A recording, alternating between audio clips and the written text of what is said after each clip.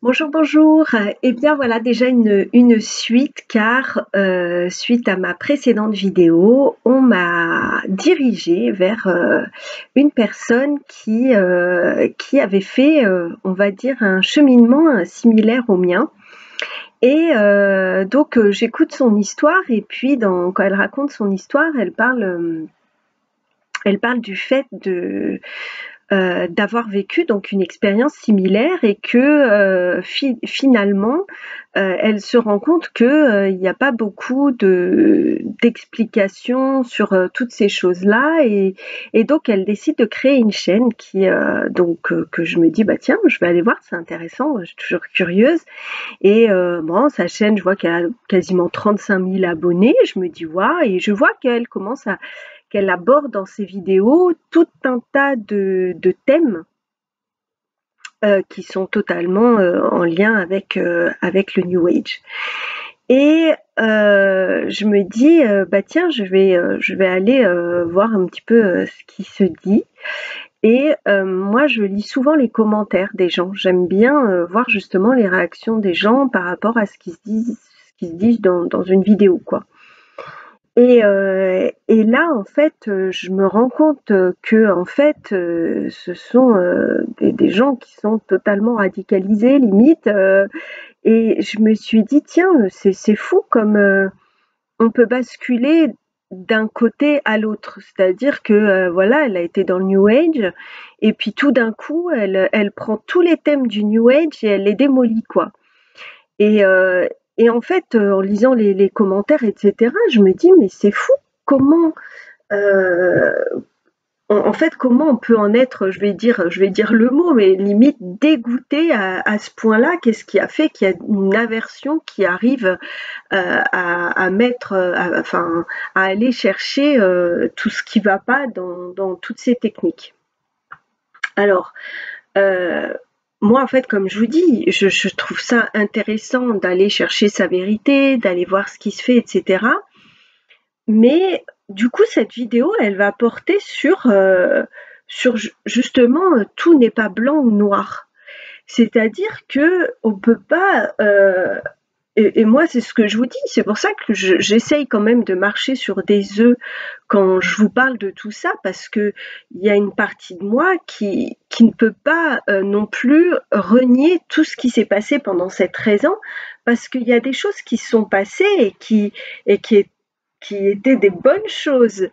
Et, et en fait, le truc, c'est que dans ce genre de vidéo, bah, les gens qui font leurs commentaires sont forcément, du coup, hein, au vu de la chaîne, des personnes qui ont vécu des expériences où ils se sont retrouvés, on va dire, possiblement avec des charlatans.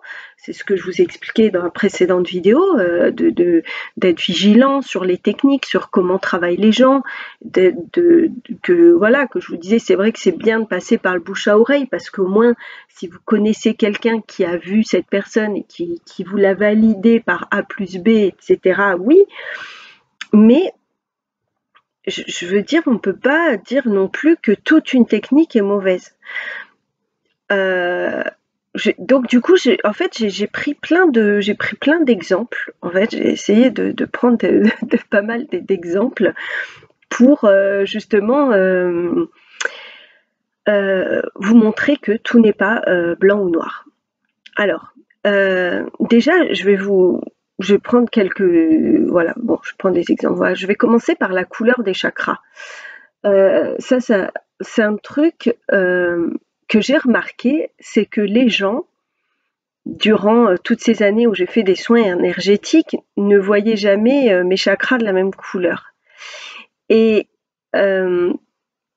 alors on dit normalement le chakra racine il est rouge, chakra sacré il est orange, etc. On connaît tous les couleurs de l'arc-en-ciel. Hein, donc je ne sais pas s'ils ont été donnés justement pour faire une corrélation avec les couleurs de l'arc-en-ciel.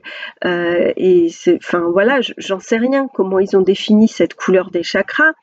Mais moi, il y a une personne qui m'a dit voilà, elle voyait mon cœur, il était orange, je crois. Et moi, je lui ai dit quoi? Mais le chakra du cœur, il n'est pas vert ou rose. Et elle me dit, bah, en fait, ça dépend de ce que tu es en train de vivre. fait, elle me dit non, ça dépend de chaque personne, de ce que cette personne est en train de vivre, de ce qu'elle est en train d'expérimenter, et donc il n'y a pas une couleur définie. Et puis il y a des gens qui vont dire ah voilà, là par exemple ton chakra il tourne. Alors ça aussi c'était, il y en a qui disaient les chakras des femmes, ils doivent tourner dans ce sens, des hommes, ils doivent tourner dans ce sens. Et puis il y en a qui disent non, non, non, tous les chakras, de façon générale, doivent tourner dans le sens des aiguilles d'une montre. Donc chacun a sa version.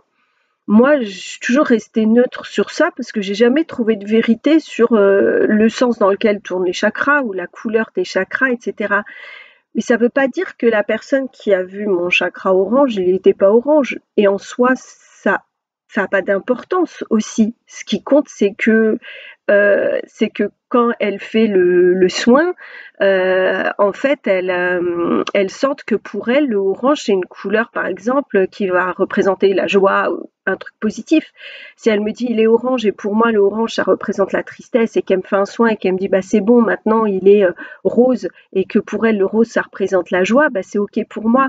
Vous voyez, c'est pour ça qu'il faut être curieux et poser des questions et pas faire de généralité. Voilà, ça c'est important. Et pareil, les soins énergétiques. Alors, pourquoi je vous dis c'est important par rapport aux bouche à oreille, c'est d'aller voir qu'est-ce qui se passe dans le temps. Je vais vous donner un exemple qui m'est arrivé de façon très récente. Je suis allée voir quelqu'un parce que j'avais des douleurs au niveau de ma jambe après l'opération de ma hanche. Et cette personne m'a fait des soins. Et en fait, j'ai fait équivalent de peut-être 6 heures de soins énergétiques avec cette personne. Et en fait, elle m'a enlevé des douleurs qu'il y avait au niveau de la jambe. Sur le coup, j'avais plus du tout la douleur. Un autre endroit où il y avait j'avais la sensation que c'était un petit peu anesthésié. Cette sensation-là, elle a nettement diminué. C'est-à-dire que j'avais l'impression que c'était anesthésié à 90%. Aujourd'hui, je peux dire que c'est à 20%. Et là, dans le temps, ça fait plus de 2 mois que j'ai reçu ces soins et effectivement, les douleurs ne sont plus là. Les douleurs, là où il avait travaillé. Après, les douleurs, elles sont encore là sur d'autres endroits. Donc, c'est revenu sur d'autres endroits, mais pas là où il a travaillé précisément. Par contre, j'ai fait des soins avec des personnes qui m'ont dit oui, là c'est ceci, c'est la mémoire de cela. Donc là, chacun y va de sa petite histoire de pourquoi j'ai mal. Et puis donc ça peut être très intéressant, hein, justement, on est toujours un petit peu curieux. Moi j'ai toujours dit aux gens, enfin voilà, vigilance, parce que après les perceptions de chacun encore, mais pourquoi pas voilà, par exemple, tu as vécu, voilà, tu t'es pris un coup de hache dans la jambe et c'est pour ça que tu as mal. Bon, alors moi je suis tout à fait ok d'entendre les histoires qui ont pu se passer parce que je suis persuadée, justement, pour ma part, qu'on a d'autres vies où on a pu avoir des blessures ou autres, ou des expériences qui ont fait qu'on a gardé la mémoire dans nos gènes, dans notre ADN. C'est engrammé, ça pour moi c'est indéniable. Et donc c'est pour ça c'est ok. Mais le truc c'est que si on me dit ça, mais que derrière la douleur elle part pas, moi la petite histoire elle m'intéresse beaucoup moins que le fait qu'on m'enlève la douleur et de pas avoir l'histoire. Donc c'est pour ça que c'est toujours intéressant de creuser un petit peu sur ces choses-là et voilà. Et donc du coup voilà. Alors, moi maintenant, je voulais vous parler donc d'expériences aussi, d'autres expériences où il y a des choses qui sont validées en fait. Donc, je vais vous donner là une expérience que j'ai fait moi-même, puisque voilà, dans mon expérience de médium passeuse d'âme, on m'a déjà sollicité parce qu'il y avait Bon, je vais vous prendre un exemple. Une femme me contacte une fois parce que elle me dit j'ai un défunt chez moi. Elle me dit je suis sûre que c'est mon grand-père parce que je sens sa présence quand je suis chez moi et quand je vais dans ma maison, ma résidence secondaire, je sens que sa présence est là et c'est comme si cette présence me suivait. Et donc comme je suis en train de travailler sur l'histoire de ma lignée paternelle, je me demande si c'est pas lui. Et donc je dis ok et je vais du coup je me connecte et effectivement c'était bien son grand-père. Et en fait son grand-père me dit qu'il veut lui parler et qu'il partira pas tant qu'il n'aura pas parlé à sa petite fille. Donc en fait là je fais une communication avec son grand-père et en fait son grand-père il lui dit bon, qu'est-ce qu'il y a, genre, qu'est-ce que tu cherches, quoi? Et donc, il lui dit parce que, il lui fait comprendre qu'en gros, lui, il peut pas s'épanouir et faire sa vie sur d'autres plans parce que elle est toujours en train de solliciter, de remuer le passé. Et donc, il lui dit, donc, pose-moi ta question, que je puisse, voilà, pose-moi tes questions. Et donc, du coup, elle a posé tout un tas de questions auxquelles il a répondu. Et suite à ça, bah, il est parti, j'ai fait le passage et elle n'a plus jamais ressenti sa présence dans ces maisons. Et elle a eu les réponses à ces questions sur ce qui manquait en termes d'informations dans sa généalogie, quoi. Surtout dans l'histoire, parce qu'il y avait un secret de famille, etc. Et donc, elle a eu les réponses et suite à ça, c'est passé. Donc, c'est pour ça que je vous dis, on ne peut pas dire que tous les médiums sont des charlatans, parce que ça, je vous donne un exemple, mais j'en ai eu d'autres comme ça, où les personnes ont été libérées de leurs défunts, etc., suite à des messages et des échanges qui sont passés. Donc, voilà. C'est pareil pour les constellations familiales parce que donc j'ai vu que cette personne avait fait pas mal de vidéos sur les constellations familiales. Il faut savoir que ça c'est pareil. La constellation familiale, la formation, elle prend, ça dépend le temps qu'elle prend. Moi j'avais commencé à la faire et ça dépend avec qui on l'a fait. Il y a des personnes avec qui c'est plus ou moins long, mais moi j'avais demandé à la personne qui me formait combien de temps il fallait avant de pouvoir travailler vraiment en tant comment on dit, je me rappelle plus le nom que ça, bon, en tout cas pour diriger une constellation familiale, je lui demande combien de temps il faut pour vraiment se lancer dans cette activité en étant sûr de ne pas faire de dégâts. Parce que on touche à des choses justement, on touche à d'autres plans, quoi. Et elle me dit 5 ans. Et je me dis, waouh, 5 ans, effectivement, c'est hyper long, mais c'est OK. Enfin, je veux dire, si c'est le temps qu'il faut pour bien maîtriser le sujet, etc. Et elle était très très forte, hein. Moi, justement, je l'ai vue en faire, j'ai vu des changements chez les personnes chez qui elle en a fait, etc. C'était assez impressionnant, ça durait dans le temps, etc. Après, le truc, c'est que justement, il y a plein de gens qui sont formés à la constellation familiale et qui se lancent tout de suite dans cette activité après leur formation, donc qui n'attendent pas les 5 ans requis, soit parce qu'elles ne le savent pas, soit parce que elles ont besoin d'argent et elles veulent en vivre. Enfin voilà, peut-être qu'on les a pas, on leur a pas dit qu'il y avait que c'était plus prudent d'attendre 5 ans, etc. Et donc là, il y a des bêtises qui se passent, effectivement. C'est pour ça que, encore une fois, je vous dis, tout n'est pas blanc ou noir, parce que renseignez-vous, si la personne va vous dire, moi, ça fait 6 mois ou ça fait 2 ans que je fais ça, bon, là, vous pouvez avoir des warnings de est-ce qu'elle a bien elle a bien vu tous les sujets. Enfin voilà, pour moi, c'est vraiment encore une fois voilà le fait d'aller se renseigner sur les personnes avec qui elles ont travaillé. Enfin voilà, il y a beaucoup de choses à aller voir derrière ça, quoi. Ensuite. Là aussi, j'ai entendu dire aussi. Alors, ce qui est intéressant, parce que je vous ai parlé du fait d'être reconnu par l'État ou pas, et encore une fois, c'est pour ça que je vous dis tout n'est pas blanc ou noir et c'est pas parce qu'on n'est pas validé par l'État que c'est pas quelque chose qui fonctionne. Et donc, je vais le prendre avec quelque chose de très simple, c'est les coupeurs de feu. Moi, je sais que quand j'ai fait de la radiothérapie, j'ai fait appel à un coupeur de feu. Bah, j'étais bien contente en fait d'avoir quelqu'un qui a coupé le feu pendant cette période-là. On utilise et d'ailleurs, enfin voilà, à l'hôpital ils ont un petit carnet et avec des numéros de téléphone de coupeurs de feu pour les personnes qui font de la radiothérapie, hein, voilà. Il se trouve que les grands brûlés aussi, on fait aussi appel à des coupeurs de feu dans ces cas-là. Et quand on a testé ça, une personne qui agit sur nous quand on se brûle ou autre et que on a encore une fois quelqu'un de compétent en face de nous, ben on peut pas être dans le déni, on peut pas dire non mais tout ça c'est des charlatans.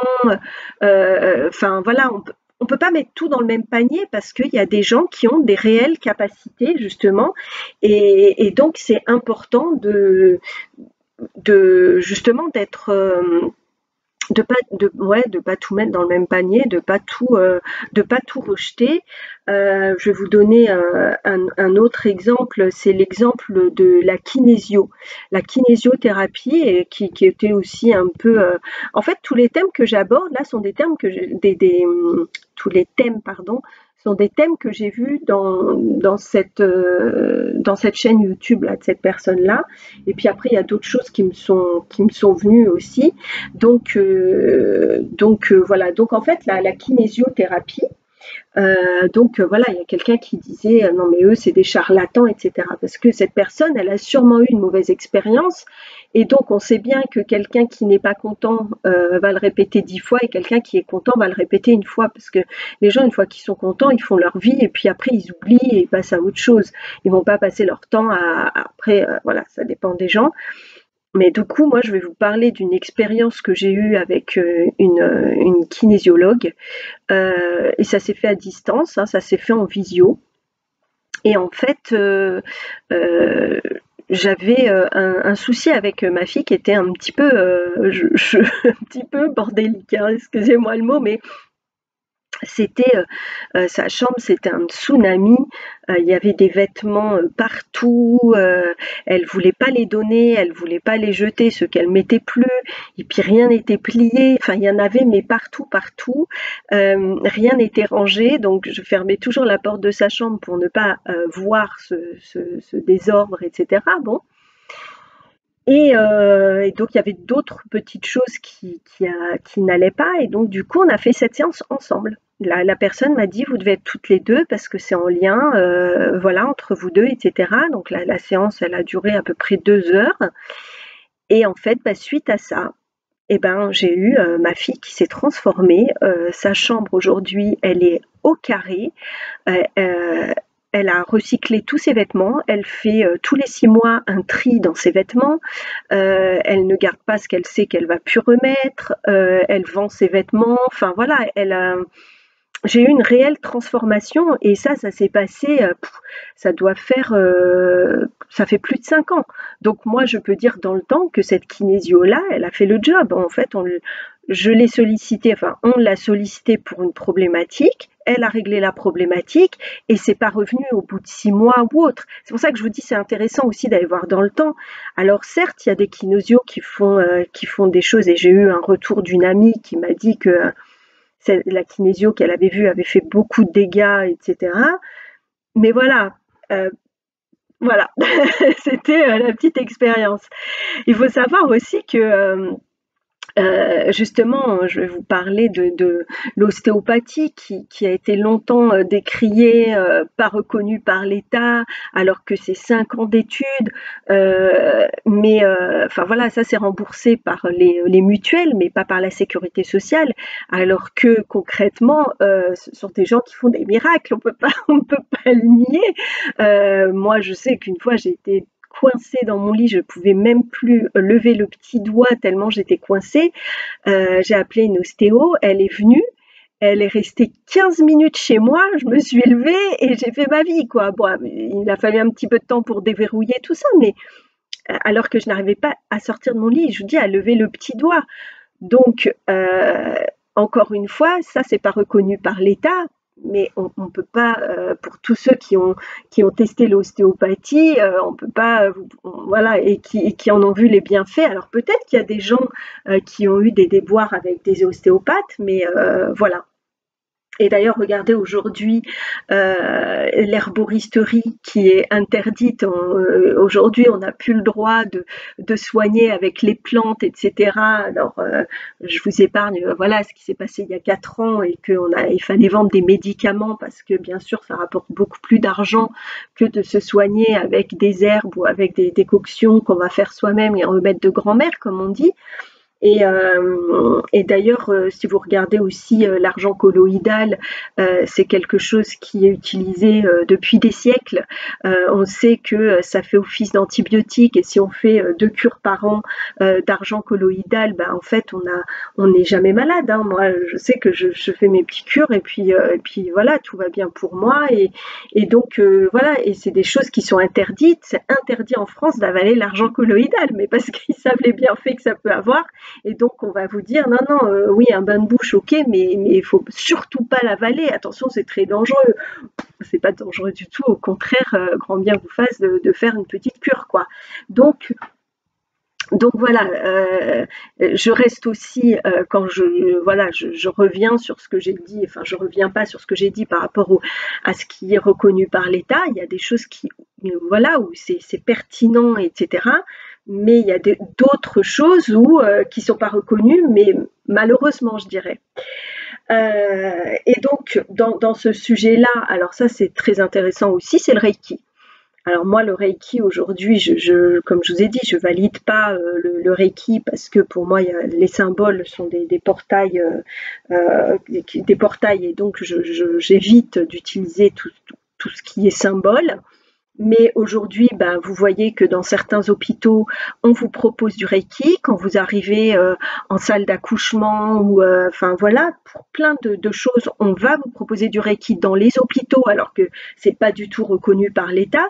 Et même ce que j'ai vu, c'est que quand on est au pôle emploi, si vous mettez que vous êtes praticien en Reiki, ça peut être une recherche d'emploi et validé donc par le pôle emploi quand vous mettez que vous êtes que vous êtes praticien en Reiki. Alors voilà, j'étais très surprise de voir ça là-dedans, mais voilà, puisque justement c'est pas reconnu par l'État, mais ils le mettent, mais par contre, il y a des fois des formations qui sont pas reconnues par l'État et ils veulent pas les subventionner. Donc il y a quand même des incohérences des fois, et c'est pour ça que voilà qu'il faut faut pas tout mettre dans le même panier. Euh, j'ai vu aussi, qu'est-ce que je voulais vous dire?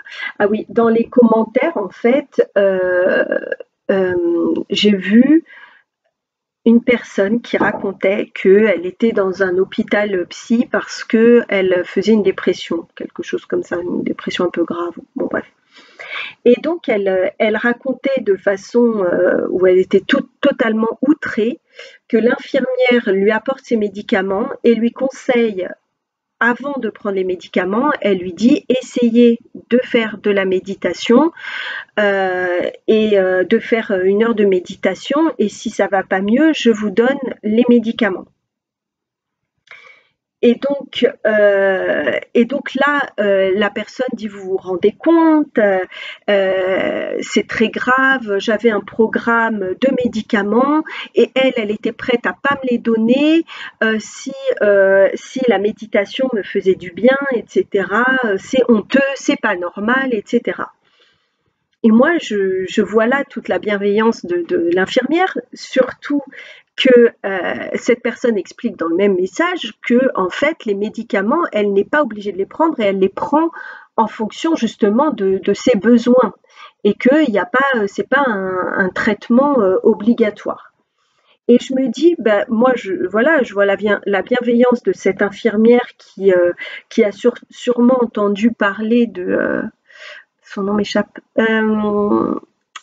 Zut, il y a une personne qui est très connue justement, avec qui, enfin, il y a eu des tests qui ont été faits sur la méditation de pleine conscience, qui est pratiquée à Sainte-Anne, qui est quand même l'hôpital qui est spécialisé dans justement les dépressions graves, etc. Et donc on voit les effets. Enfin voilà, et ça, ils ont fait clairement des expériences sur des personnes qui pratiquent la méditation en pleine conscience et on voit vraiment des résultats de plénitude, etc. Donc je me dis, pour moi, cette infirmière avait une intention bienveillante parce que clairement, si on peut s'épargner des médicaments chimiques, tout ça, et travailler avec la chimie qu'on peut créer nous-mêmes avec notre cerveau, bah, je trouve ça génial. Mais c'est pour ça que je vous dis, enfin, je veux dire, il y a un moment, il faut faire preuve de bon discernement. Et puis, enfin, je veux dire, cette infirmière, pour moi, elle n'a pas agi de façon mal intentionnée, surtout qu'elle lui a dit, si dans une heure, si vous voulez essayer et que dans une heure, vous voulez les médicaments, je vous les donne. Elle lui a pas dit, faites une méditation, c'est mieux que de prendre les médicaments. Enfin, je veux dire, il y a un moment, il faut arrêter aussi enfin voilà, de tout mettre. Enfin voilà, je trouve ça dommage qu'on en arrive là et que les gens n'arrivent plus à faire preuve de bon discernement et de voilà. Et je pense que j'ai l'impression en fait qu'on a toujours besoin de se mettre dans une case et de dire bah soit mais en fait tout ça c'est pas quelque chose de paisible. En fait, on n'est pas en paix quand on est radicalisé à dire ouais, avoir de la haine pour quelque chose une chose dans laquelle on a été. Et puis après, avec le recul, enfin moi, je veux dire, j'ai pas de haine envers le New Age, etc. Enfin, au contraire, enfin ma fille, elle arrête pas de me dire, mais maman, tu te rends pas compte toute l'expérience que tu as cumulée durant ces années, etc. C'est t'as pas perdu ton temps en fait, ça a été et c'est vrai que du coup suite à cette vidéo, la dernière que j'ai faite, et tout ce que je vois dans les commentaires, je me dis mais oui, je peux pas être dans le déni de tout ça, et c'est pour ça que j'essaye vraiment de marcher sur des œufs dans mes vidéos parce que aujourd'hui, je suis pas à vous dire fuyez le New Age, la spiritualité, tout ça, c'est le diable, etc. Non, c'est faisons preuve de bon discernement. Il y a des gens qui ont de réelles capacités, de belles capacités, qui sont capables de soigner des gens, qui ont, enfin voilà. Après, voilà, c'est à chacun d'aller voir la personne, comment elle travaille, etc., pour ne pas avoir affaire à des charlatans. Parce que, je veux dire, il faut prendre sa responsabilité aussi. Quand on est face à des charlatans, c'est que aussi on a pris le premier venu et qu'on ne s'est pas renseigné. Donc c'est notre responsabilité aussi. Enfin voilà. Donc du coup, voilà, ça c'était une première chose aussi. Enfin non, pas première, parce que là, la liste a commencé à être longue. Et oui, et donc là, pareil, j'ai lu quelque chose. Alors là, je me suis dit, non, mais là, ça va beaucoup, beaucoup trop loin pour moi. Ça a été une vidéo qu'elle a fait sur le féminisme, enfin voilà, tout ce qui est en lien avec le féminin sacré, le féminisme, parce que malheureusement les deux sont totalement mélangés, hein. Maintenant il y a un amalgame qui se fait entre le féminin sacré et le féminisme. Alors après c'est vrai que justement dans les dans ce qui part dans les gens qui mélangent tout, ben, il y en a qui mélangent les deux. Donc effectivement, que vous pouvez rencontrer des personnes qui vont vous faire travailler sur le féminin sacré et qui vont vous mettre du féminisme dedans. Voilà, mais chacun en fait va faire à sa sauce. C'est pour ça que tout ça, c'est une question de personne. Et donc là, elle parle de l'allaitement. Et je me dis, ouh là là là là, sujet quand même, là, enfin, comment on peut aller sur ce sujet-là dans justement le New Age, et donc ça disait en gros que, bah, en fait, quand on était dans le féminisme, etc., il fallait allaiter ses enfants pendant 2 ans ou je sais pas combien d'années, alors que, et donc chacun y va et donc là, quand j'ai entendu ça, j'ai dit wow, la personne elle a dit alors que l'OMS dit que il faut allaiter pendant tant de temps, et je me suis dit non mais stop en fait, stop. déjà l'OMS, bon, la crédibilité est peut-être à revoir, je sais pas. Mais bon, quand on voit le nombre de personnes qui sont en train de parler de ça, qui sont là pour la plupart des hommes, je suis désolée, mais encore une fois, faisons preuve de bon discernement. Personne n'a à vous dire si vous devez allaiter ou pas allaiter, et combien de temps vous devez allaiter. Si vous avez envie d'allaiter votre bébé, vous l'allaitez le temps qui vous fait plaisir. Bon, c'est sûr que si vous arrivez à 7 ans et que vous allaitez encore votre enfant, bon, bah là, c'est bon, faut se poser des questions. Mais voilà, un petit peu d'humour, mais vous voyez ce que je veux dire? Enfin, on voit jamais des gens justement, des femmes allaiter leurs enfants en France jusqu'à 7 ans. Donc, enfin, je veux dire, écoutez votre cœur et faites ce que bon vous semble. Et je pense qu'on manque de cœur justement dans tout ça. Les gens n'écoutent plus leur cœur, mais on va écouter ce que dit l'OMS, ce que dit tel guide holistique de je sais pas quoi. Et à quel moment on s'écoute soi en fait, on écoute son besoin, etc. Enfin là, moi je me suis dit non mais là c'est beaucoup trop pour moi. Euh, et pareil, la CNV, alors la communication non violente. Alors là, c'est pareil, Marshall Rosenberg en a pris pour son grade.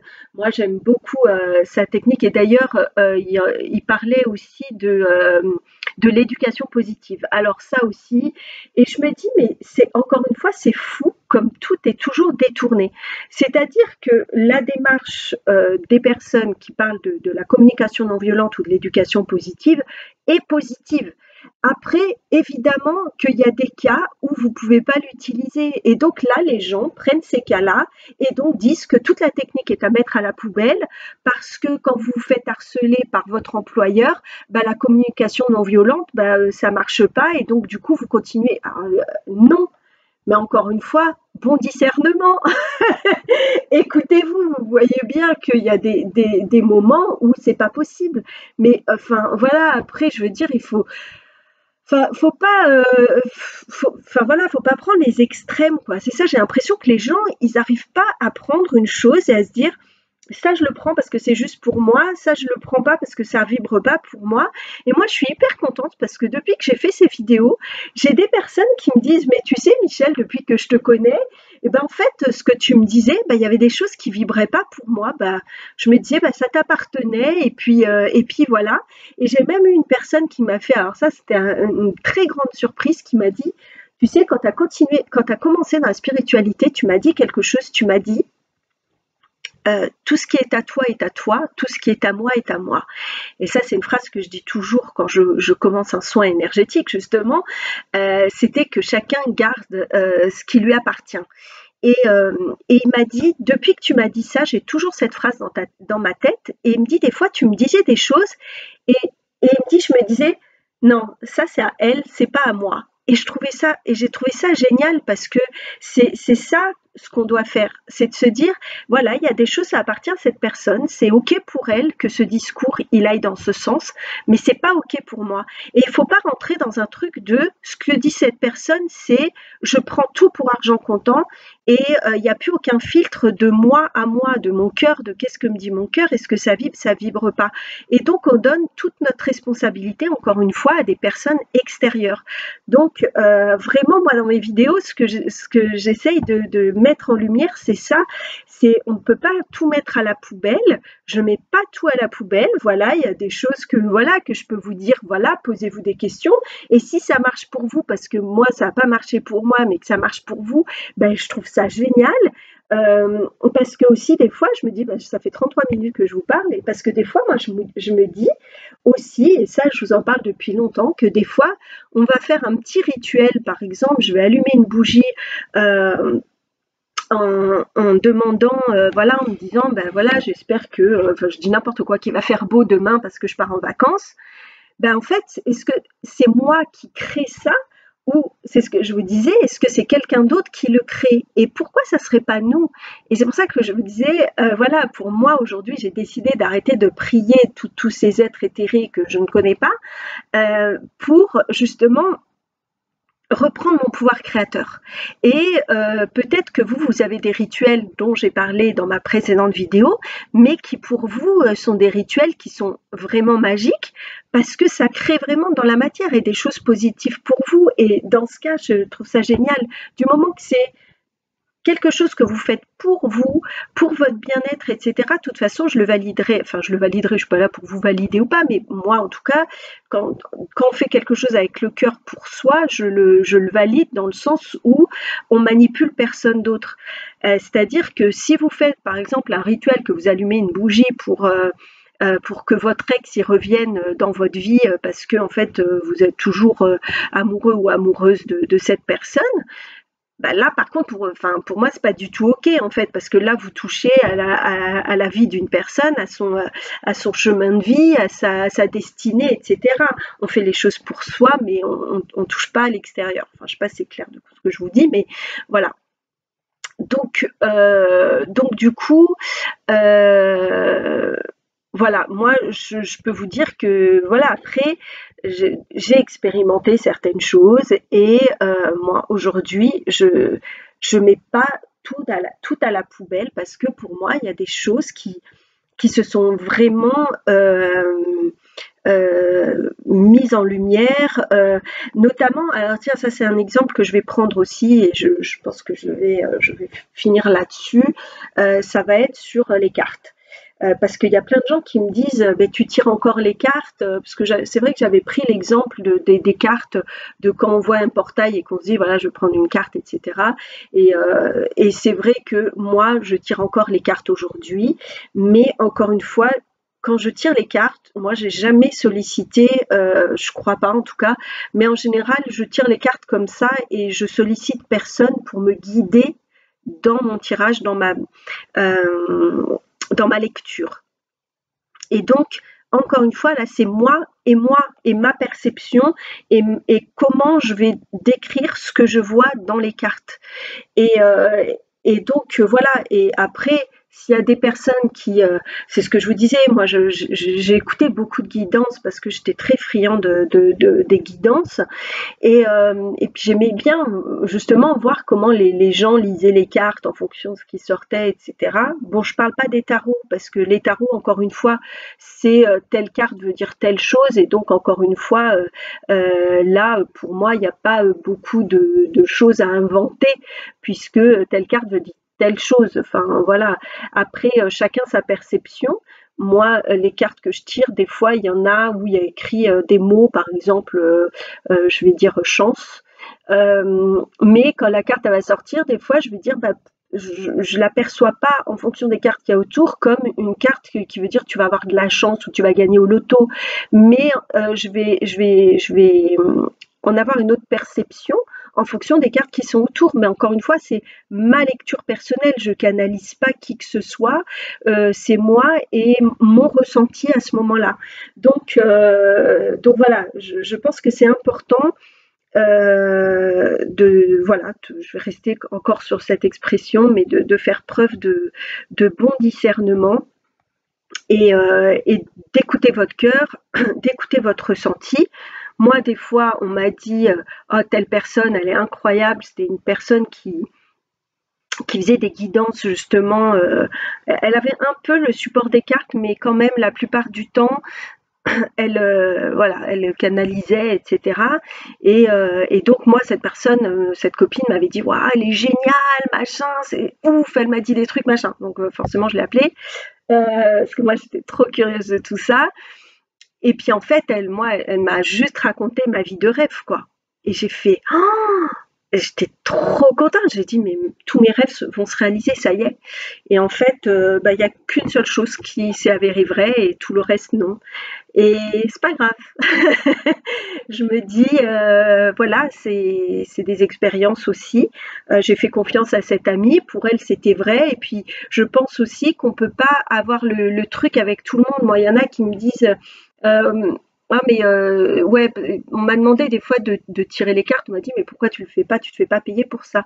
Et je dis parce que des fois, en fait, avec des gens, le contact, il passe pas spécialement. Je vais tirer les cartes et je vais pas avoir de ressenti particulier pour cette personne, alors qu'il y en a d'autres. Ben alors là, je vais avoir plein de messages, plein de trucs qui vont me venir. Et donc, voilà, c'est pas quelque chose qui est là tout le temps pour ma part. Après, enfin voilà, voilà. Chacun doit vraiment s'écouter et tout n'est pas tout blanc, tout noir, on peut pas tout jeter. Il y a des choses qui fonctionnent et voilà, c'était important pour moi de vous faire cette vidéo-là parce que c'est vrai que j'ai été un peu hard sur la précédente, même si j'ai essayé de marcher sur des œufs, etc. Mais là, après tout ce que j'ai pu lire comme commentaires vraiment qui étaient radicaux, je me suis dit non, là c'est trop dur, on peut pas tout mettre à la poubelle. Donc voilà, j'espère que ça sonnera juste pour vous cette vidéo aussi. Donc n'hésitez pas à me faire des retours et je vous dis à très bientôt.